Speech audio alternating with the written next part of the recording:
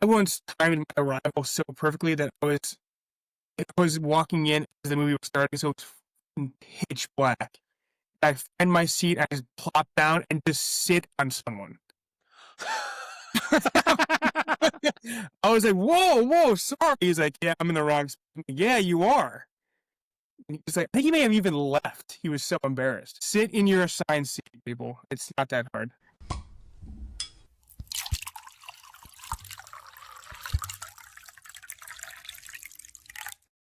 Welcome back to Movie Rewind. I am your host, Michael Jennison, and with me, the man, the myth, the legend, founder of the pod, having an equally bad hair day. Welcome to the pod again, Keegan. Thanks for having me. Yeah, I don't know what happened. I don't know what's going on. Even look at back here. What is this? I kind of love it.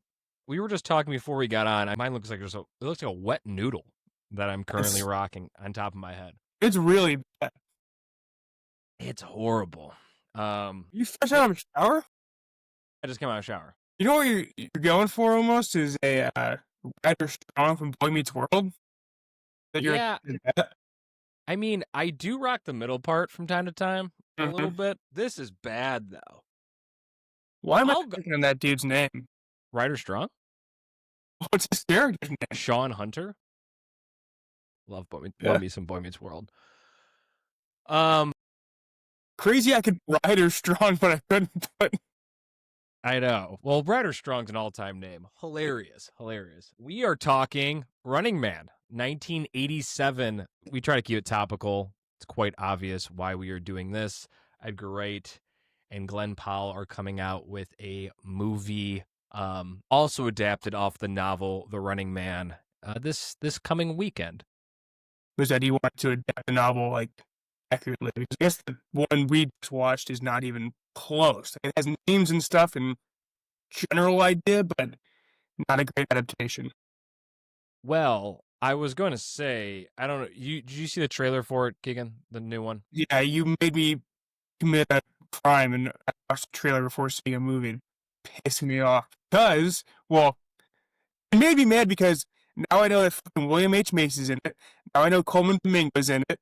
Something else like I was like really jazzed about. I wish I would have saw it in theaters. Well, in my defense, I was forced to watch it because it was the trailer right before Begonia that I saw. So I had already saw it. So I wanted to make you see it for myself. But the adaptation looks completely different. Like it looks like it's almost a completely different novel. I mean, completely different movie, which is exciting. This one's very much a vehicle for Arnold Schwarzenegger just to be Arnold Schwarzenegger. Honestly, I get it. Like, you know, there's all this criticism, mostly from like right wing, like fucking Twitter trolls. We need to get back to the days where our action leads were men and jacked. Now we have all of these small leading. I'm like, you know what? I kind of get it. Seeing Arnold just like hold a rifle with like one hand as if it's a pistol is fucking sick. He's very capable.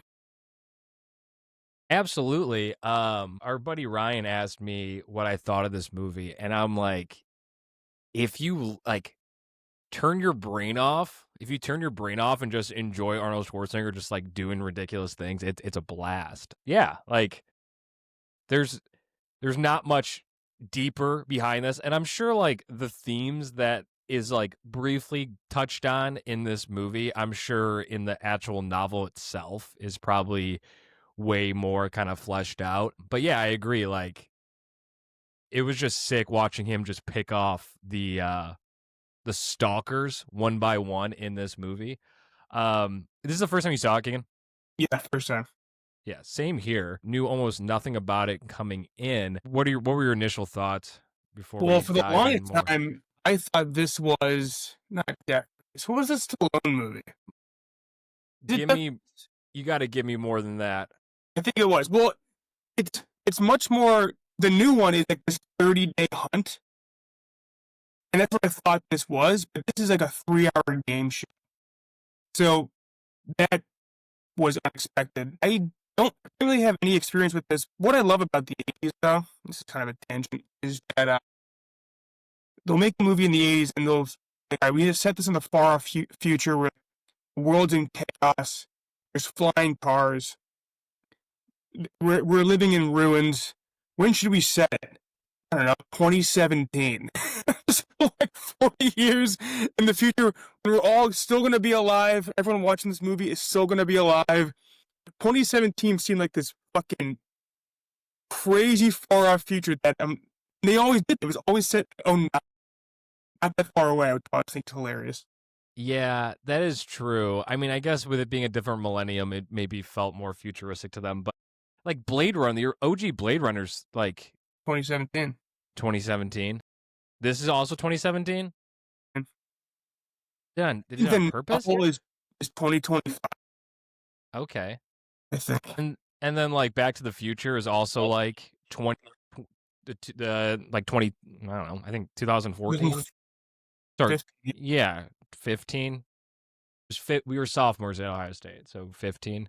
Remember, I just didn't go to school, made a shit ton of mozzarella sticks, and just watched the whole trilogy. It was the best day of my life. What a day. It was a day. Gateway was showing all of them in theaters. I don't know why I just didn't go to Gateway.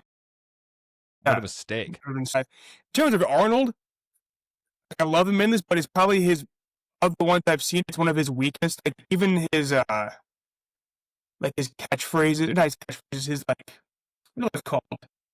His one-liners after he kills someone are really not great in this. He's not doing much in it. He is captivating as an action star, but his acting is pretty terrible. He has zero chemistry with the main woman, and she's bad too. Like, there's really not much here. And like you said with the book, it is this dystopian world, and I'm sure like themes of how they got to this point of like maybe capitalism going too far or police taking things too far is probably in the book. You don't get a ton of it from this movie.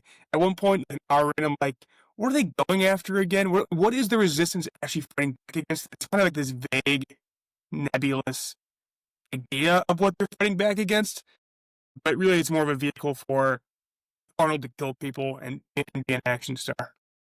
Yeah, there's a screen scroll that doesn't really do a whole lot fleshing out of like what, like, first off, Richard Dawson's character in this role.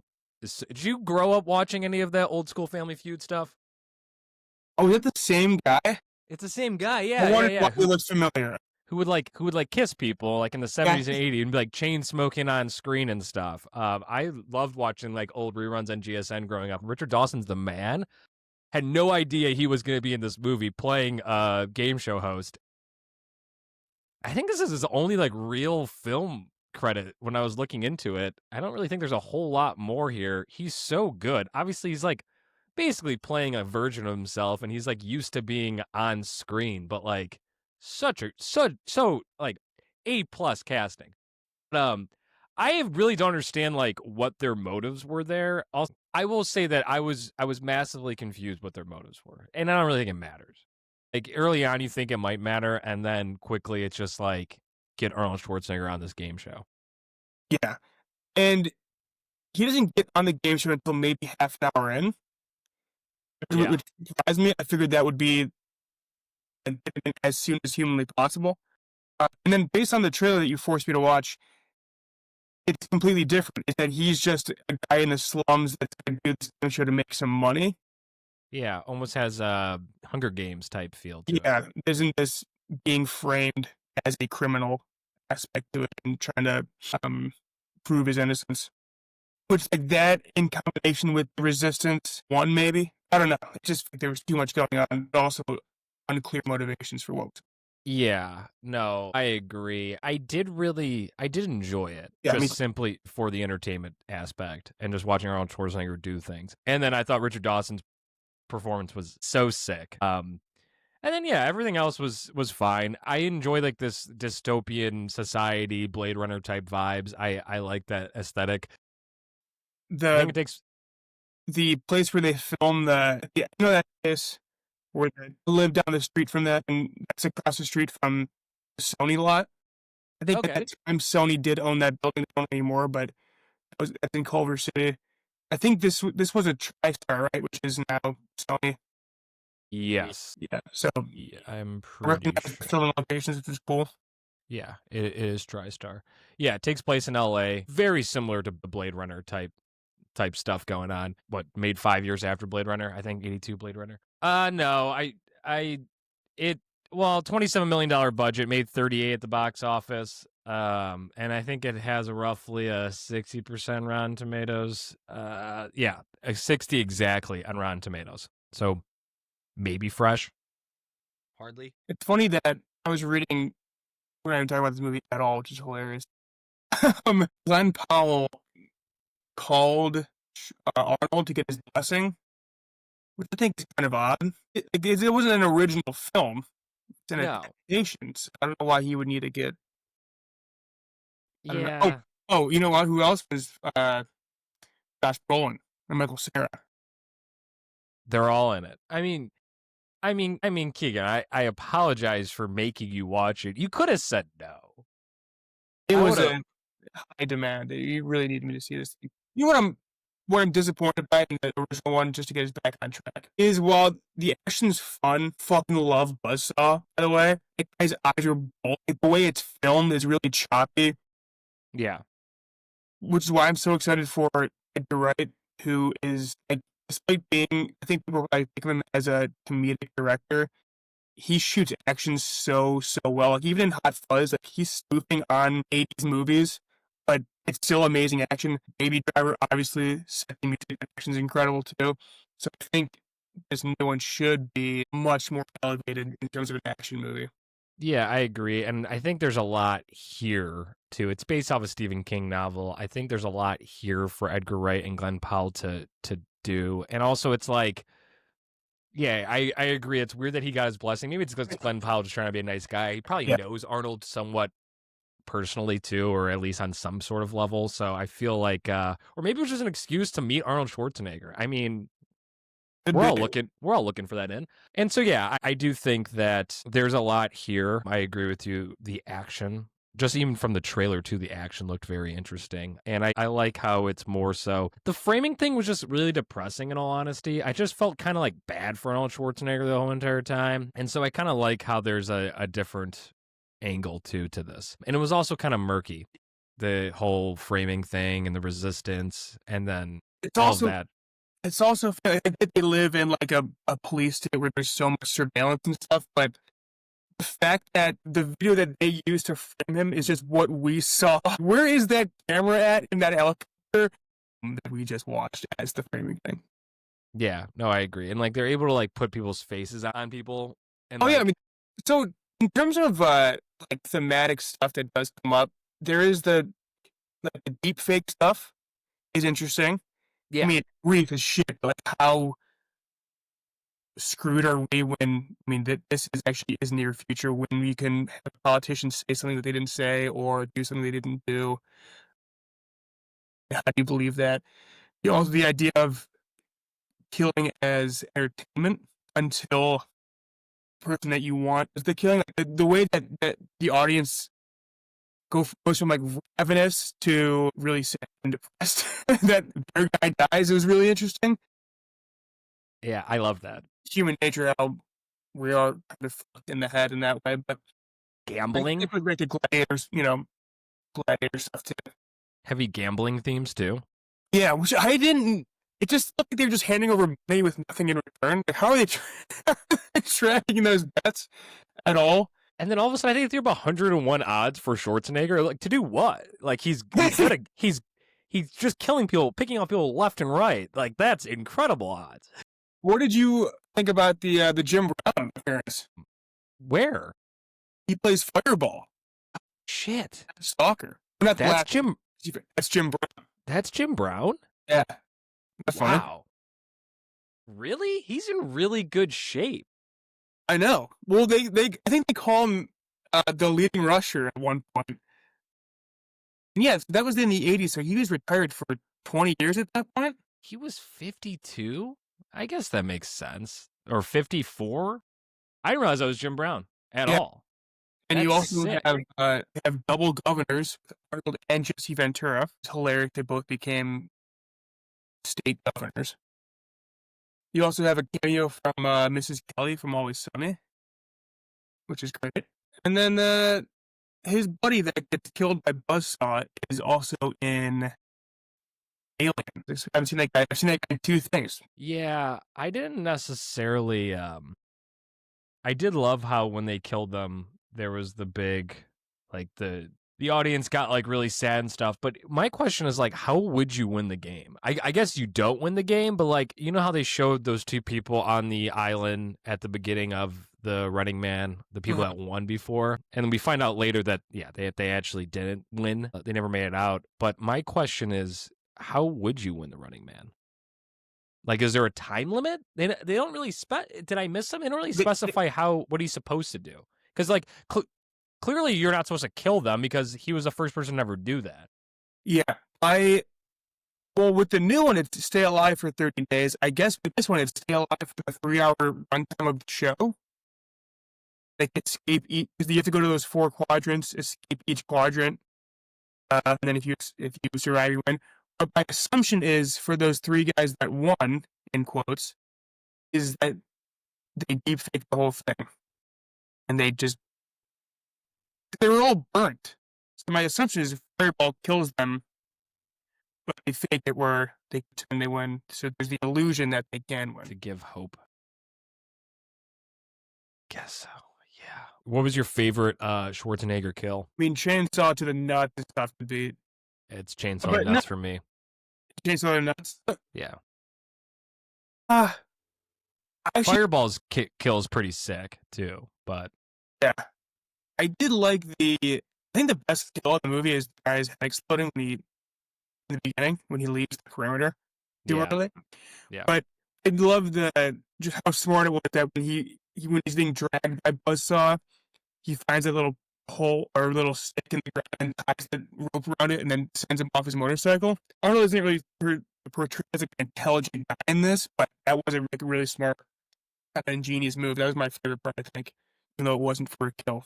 I loved him getting dragged by the motorcycle too. He's just such a large human being that like him just running in general made me chuckle, but like him also just bouncing on the ground, getting pulled by a motorcycle for some reason just like makes me laugh. It looks like it's a dude in a suit. That's how comically big he is. I know. Well, at one point it is pretty obviously a stunt double, which made me laugh.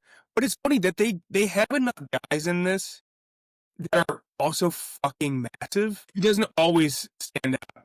Like, Nemo is huge. Tur is massive.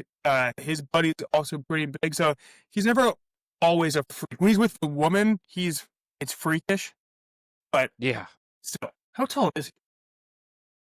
Yeah. A lot of like the electric guy who actually died in 87. But he was a professional Olympic weightlifter. I mean, yeah, there's a lot of like those kind of people. I mean, Jim Brown's obviously a Hall of Fame fullback in the NFL. So yeah, they definitely got pretty large people. I didn't mind her just to be nice. On it, like, what else is she in? Familiar face. Really? Kinda. She's in Predator 2. She plays herself in Sesame Street in 1991. That's probably what I know her from. They just didn't really have on-screen chemistry whatsoever. Negative. And like he like manhandles her a lot, which not to be like bleeding heart liberal here, but like it was just like it just didn't really seem like at any point he was really that interested in her. It was more so that she was just like a nuisance to him. There's also that really weird line where she's like, I have the footage of what happened in the night that you supposedly butchered those people. He was like, where'd you hide it? Which I think is like a up her butt joke. It's like, it was a really weird line. There's not really memorable quips here from Schwarzenegger. He actually does the I'll be back. Yes, which was, when was this? 87. Terminator's 92? 84? Yeah, so a play on Terminator. I kind of liked it, but I was just like, that's a choice. It took me out of it. Yeah. Well, I got kicked out of this movie like 47 times. That's true. Mrs. Kelly took me out of it. What I did like about this, which it doesn't mean based on a trailer only, not being the new one, is how fucking weird it is. Like, Dynamo's costumes are absurd. Their costumes are ridiculous. Yeah, it's like American Gladiator. Yeah, big time. I had that same thought watching it. And I imagine that American Gladiator was already a thing. I imagine that's almost Yeah, I would intentional. assume so. I actually really enjoyed the fact that they kind of played into that because it really does kind of give it some. No, American Gladiator started in 1989. Wow. No, Maybe this inspired it. maybe it did. Crazy. No, Yeah, I was getting those vibes. no, but it helps ground it into where it feels a little bit more real. There's also just the world was really inconsistent. Okay, wait, something just popped up. So one of the producers of American Gladiator actually sold the show by showing clips of The Running Man, telling the network, we're doing exactly this, except the murdering part. So there you go. There you go. Great shot. Crazy. Yeah. So the world is being really inconsistent. You know, in Hunger Games, which is probably the reference we should be using here, the rich are like so uber wealthy and they look uber wealthy, and then you poor looking really poor. There also seems to be like a middle class here. The audience at the show doesn't seem like the upper class, snotty oligarch type people. Yeah. It's like regular people. But then you have those people gambling who are like in the fucking slums, and the people that are living in the area where the Running Man is happening, like with holding those things and stuff. So the world seems inconsistent of what is the disparity, really. There's not a whole lot of world building in this No. movie, like whatsoever. And for the fact that we get about 30 minutes of background before we get into the actual game show, they could have done a little more world building. And like they go to LAX and he's in like a Hawaiian shirt, and like Yeah, airport just looks normal. it looks The way they normal. film it just looks normal. That's what I'm like. Yeah, I think that was the biggest issue where I never really wrapped my head around it. Where it was like, yeah, LAX looks exactly normal. It looks like he's LAX. Yeah, it was just, yeah, it was a miss on that front. It was, I mean, the good thing is this movie's 90 minutes long, because if this movie stretches to 2 hours, I'm losing all interest. It was just long enough and just enough action to where it was just like, you can kind of gloss over all that. Yeah, the new one's 2:15. Yeah, Could that's a little be scary. too long. That's a little scary. How long's Baby Driver? 90 minutes? I don't know, but if those extra 45 minutes are world building, that's what it needs. Well, I honestly, after seeing, I wasn't this excited for this movie because I'm like, they're remaking The Running Man, like, not that enticing. After seeing this movie, kind of having some idea that it's based on a novel, which I imagine does a lot of world building. Then you got Edgar Wright behind it and Glenn Powell. Then I saw that trailer. Like, I'm actually very excited for this movie. I think it's going to be very, very good. Yeah, And so I think the 2:15 runtime, 2 hours 15-minute runtime could be worth it. $110 million budget. Dang. They're going for it. that could be. I mean, when was the last $110 million studio movie? I think they've just all ballooned to like 250. Yeah. This is gonna bomb though. You think? Probably. Like, I haven't really like heard anyone talk about it. I'm so nervous for Edgar Wright's future. What do you mean by that? Like, he made the Tornado trilogy, and they were all fantastic, and he got a ton of goodwill. And then he got ripped off of Ant-Man, and then he did Baby Driver, which was a huge hit, and then Soho bombed, and I think this is and Scott Pilgrim bombed. I feel like whenever he's been given the keys to do something based on an IP or big studio, it hasn't worked. Yeah. No, I mean, I don't disagree with that. And we'll probably never get Baby Driver 2 either at this rate. But we'll see, man. I don't know. I mean, maybe this movie just shocks the world and makes $500 million, and, it's... I mean, I'm going to see it 5 times. Yeah, it's the greatest movie of all time. He wins every Oscar. I don't know. We can't rule that out yet. It's got Glenn Powell, which is something. I think he's probably a top 5 leading man in Hollywood these days. Also, that made me being brutal to him. He might be even higher than that at this rate. So maybe it gets pulled to the theaters. Kind of like a bad time of year, though, I feel. Yeah. Like, it's crowded right now. I feel like there was opportunities this year where You could have got a. This feels like a summer movie. Yeah, feels like a summer movie. It doesn't really feel like it has any real award potential. Wicked's coming out like super soon. There's a lot of like Begonia's now out. There's a lot of just good movies out right now. One Battle for Another is still like hanging around. It just seems like this movie should have came out August maybe or Maybe June. the reasoning is counter programming. They have all the Oscar movies out and the budget. Yeah. I don't know. Yeah, I totally forgot that Wicked is. I think it's the week after, right? It's the week after. I think Wicked's the. Yeah, I think Wicked's the 21st. Thanksgiving weekend. Maybe Thanksgiving weekend is a big weekend for movies, but that's going to be Wicked City. Wicked for Good, yeah, comes out the 21st. So yeah, you get 1 week of runtime here. Then you get Wicked for Good, and then Zootopia 2 is coming out on the 28th. So not a great release window here for this movie either. I don't know, man. It's gonna bomb. My prediction is it doesn't even make $100 million. So if it's out in 4 days. No, it's out in 6 days. Any reviews out for it? I could not find anything on the Wikipedia page, but I didn't specifically search Rotten Tomatoes. This might come out on Tuesday then. I forgot to mention that I am drinking wine. I am drinking Francis Ford Coppola Chardonnay. Nice. This doesn't feel like this does not feel like a Chardonnay movie though. Absolutely not. But that was what was in my fridge. What year? 2022. I have a lot of reds, but they're probably too nice for this. Sick breath. Look at you. I know. So cool.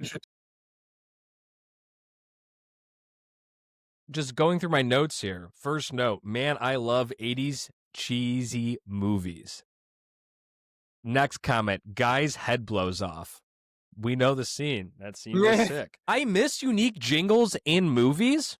I think that's a very East thing, but there's like this score that keeps repeating itself that almost sounds like the NFL draft like trade music. The I can't even like reproduce it.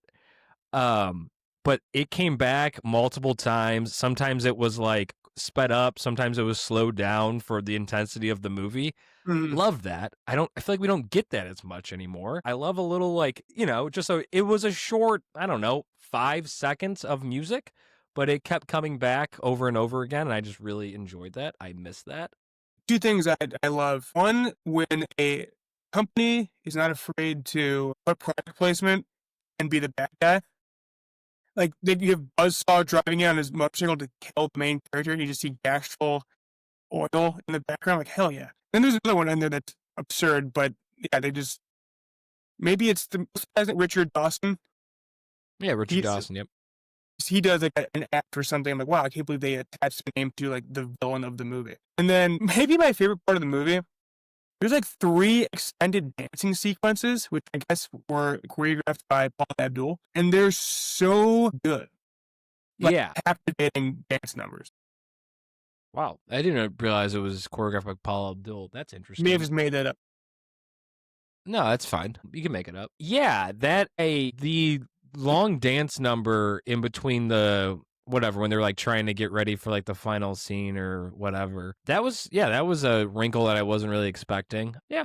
I think once again, if this movie was 120 minutes and they threw that in there, I'd be like, dude, get this off my screen. But this was quick enough and a pretty good joyride that I didn't mind. What I'm excited for, I know Richard Dawson, we said, is like the best part of this movie, but it looks like Coleman Domingo is about to chew scenery in the new one. Looks like he's having the absolute best time being the announcer. Yeah, that's a pretty good... Richard Dawson's dead, so I wonder if he got his okay from the estate before he did it. No, but that does look sick. I love that character, that like mischievous, like, guy that's controlling everything. There's always so much you can do with it. At the Hunger Games, Stanley Tucci, in those movies, he's just like, he's loving it too, yeah. I think what's unfortunate for the Running Man, maybe not, it could go one of 2 ways. It's going to give a lot of Hunger, like I watched that trailer, it gave a lot of Hunger Games, but this is IP that's before Hunger Games, right? This novel, the Hunger Games would be a ripoff of this novel for all I know.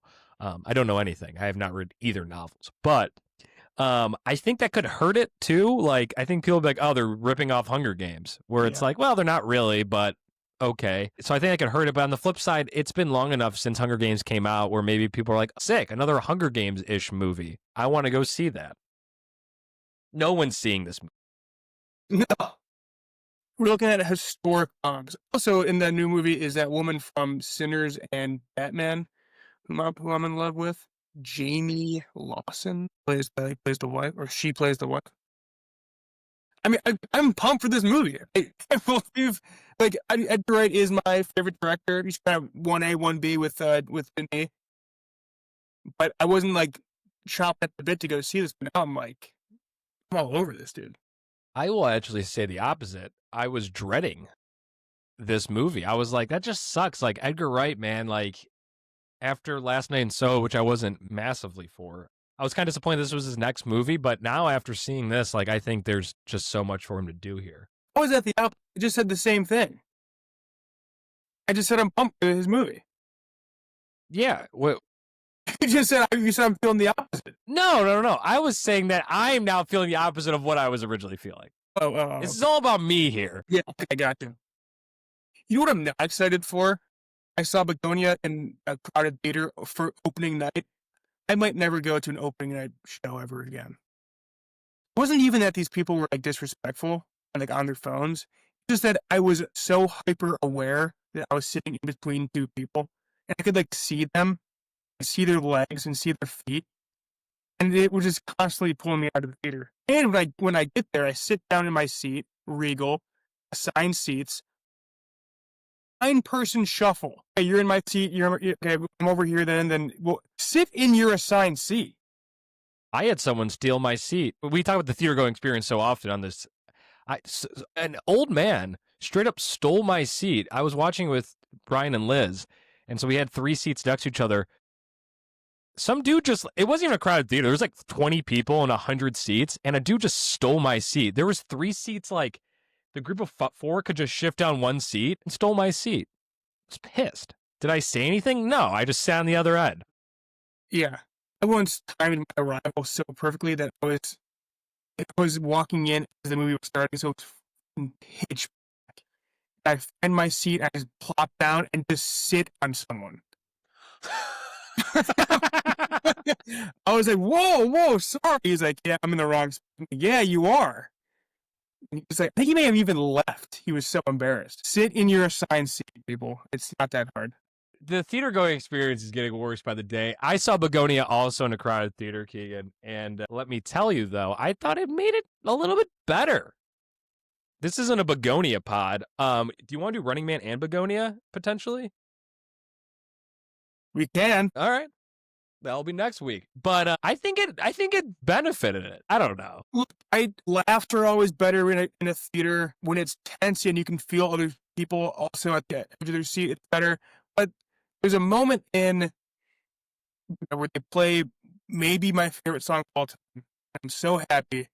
But then the woman next to me starts singing along. And I'm like, no, that's not what this is. This is not a sing-along movie. When that song came on, I did think of you. Thank you. And I was like, he's going to enjoy this. I also jotted it down in my notes to remember for later on because it's been a really good year for non-original music in movies. Did you see The Smashing Machine? Man, we couldn't be getting just so farther off topic of The Running Man. Have you seen The Smashing Machine in general? Is that song in that movie? The Smashing Machine? Yeah. No, the Jungle Land is in it, which is like one of my favorite, maybe my favorite Bruce song. It's an 8.5-minute fight scene between, I guess I'm spoiling it. Do you care if I spoil a little bit? I have seen the movie. Smashing Machine? I've seen Smashing Machine. Okay, you must have cut out there on my end. Anyways, the Jungle Land scene is so good. Which fight is that? That's, why am I drawing a blank on her name? Lead actress in that movie. Emily Blunt and Dwayne The Rock Johnson, like, big argument when they're going into different rooms and stuff. That's Jungle Land's playing in the background the whole entire time. But it's like, I think she actually plays like on her phone or something like that. So it's like, actually like they're actually hearing it in the background. Yeah. So good. And like that song gets faster and slower throughout. And like the fight's getting more intense and less intense as the music's getting more intense and less intense. It was phenomenal. So good. Movie's fine. That scene's incredible. Movies. Yeah. Chuck loves Those it. those two are really good in it. Their scenes together, Emily Blunt's fucking incredible in that movie. It's never good when the last fight of a whole entire movie I couldn't care less about. I cannot believe that they couldn't care less. I couldn't care less. Bad. It's a third act like blunder. They don't do a good job of building like the relationships between the characters either early on. There's a decent movie in there, or maybe like a very good movie in there, because I think the movie itself is actually decent. Then there's a very good movie in there, very good performances, but man, it's just like it gets lost. I think it would be a good miniseries. So much is skipped over. It's crazy. There's just cuts from the time jumps are wild. The portrayal of addiction is pathetic too. It's like, oh, dude, it's so easy to, it's so easy to quit opioids. So easy. Last thing, back to the Running Man. The last thing I have here is getting cut. What'd you say? So much of this is getting cut. Yeah, the Running Man. The exact quote is, "I'll be back," and then the Richard Dawson responds back, "Only in a rerun." That's the direct quote. And then John Parr theme song at the end. Not bad, but no St. Elmo's Fire. It sounds so much like St. Elmo's Fire, though, and the fact that they got John Parr to sing it, I think they were definitely going for that. I will say that I miss a good theme song, too. Though F1 tried to do a theme song this year, and it was one of the worst things I ever heard in my life. Someone bet too. Who was it? It was Ed Sheeran, John Mayer, and a really good drummer. It was like a... So why'd you bring up St. Elmo's Fire? Because I was thinking of Joel Schumacher that entire movie. John Parr sings St. Elmo Fire, the theme song in St. Elmo's Fire. Bad movie, by Man in Motion. You know that jam.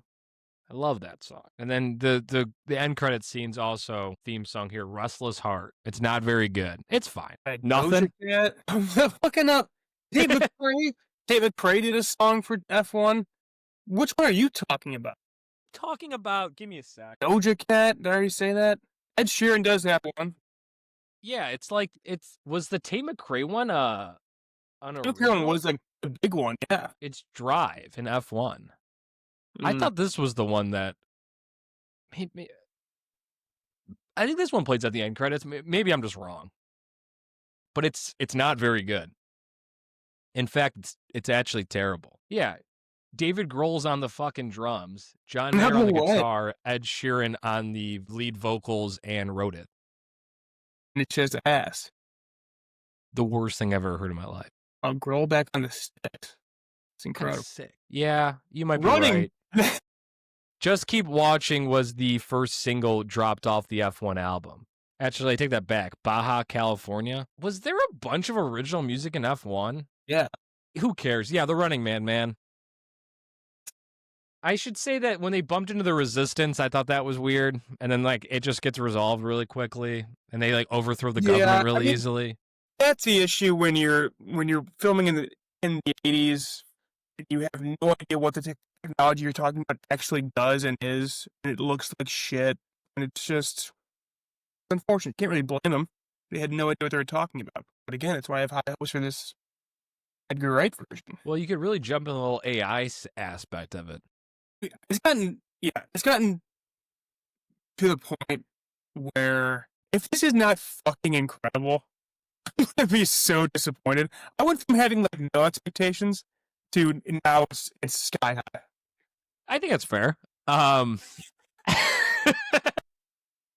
should say that I think that this has a good chance of being like my favorite like blockbuster type movie of the year.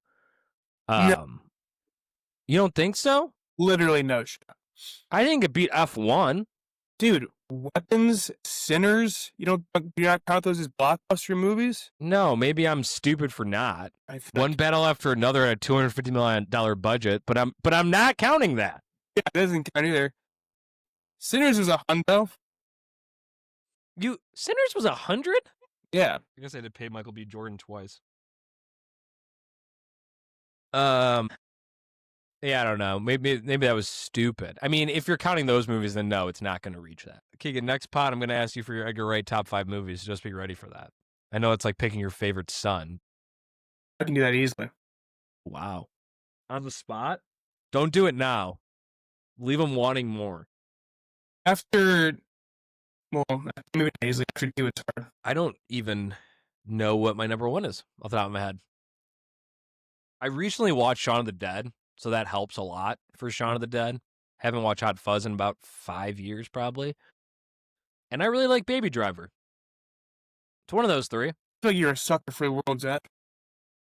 World's End is my favorite opening 30 minutes of movie history. Yeah, it's so good. But then the rest of the movie, I just don't really care that much for. Yeah. It's so good, though. They should have just kept doing that. It should have just been the fucking boys going out. No twist. Just the No fellas. twist. Nothing. Just the fellas. Just the fellas just chilling. And that's it. All right, dude. We should probably end this pod. Yeah, for sure. Way too long. It's a 25-minute pod when it's all said and done. All right, Keegan. Well, I'm looking forward to The Running Man. Yeah, me too. If anything, this made me more excited for it, which was the whole point, I guess. Yeah. Thank you for coming on. I appreciate it. And we'll see you next time, kids. Deuces. Bye.